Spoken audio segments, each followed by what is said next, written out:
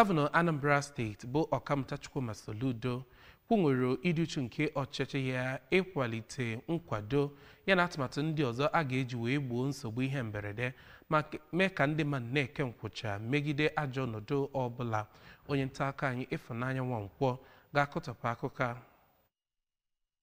Gọvanọ Chukwuma Soludo nke anọchitere anya ya site n'aka odeakwụkwọ otu State Emergency Management Agency SEMA Sapor Odenigbo na ya bụ mmemme nke achịkọbara site n'aka ndị NEMA nakwazi SEMA na Naval Outpost Onitsha resiri aka mkpa ọ dị ịrụkọta ọrụ ọnụ iji wee benata ihe iti ajọ aka a na-enweta site n'iju ọgbụgba. Kwezienụ nkwa na otu NEMA ga na-adọnyere otu SEMA ukwu nakwazi njikọ aka ndị ejiga okwu ha bụ izu iji wee na-enye nkụzi n'oge na-akwalite inye nkụzi nye obodo dịgasị iche iche iji wee belata iti ajọ aka iji ọgbụgba nakwazi ihe ike si na ya pụta. Director General otu NEMA Oriakụ Zubaida Omar onye kọwaziri ya bụ mmemme dịka nke dabara nke ọma tozi na ụdịka njikere ha dị ịhụ na anapụtara ndị niile nwere nsogbu iji ọgbụgba mee ka amata na dịka ụlọọrụ NIMET nakwazi NISA si wee kwue na steeti Abia, Anambra nakwazi Imo bụ ndị ga-anọ n'oke ihe iti ajọ aka nke sitere na iji ọgbụgba site na mpaghara South East. Ifunanya Nwankwọ n'akụkọ ụwa ABS.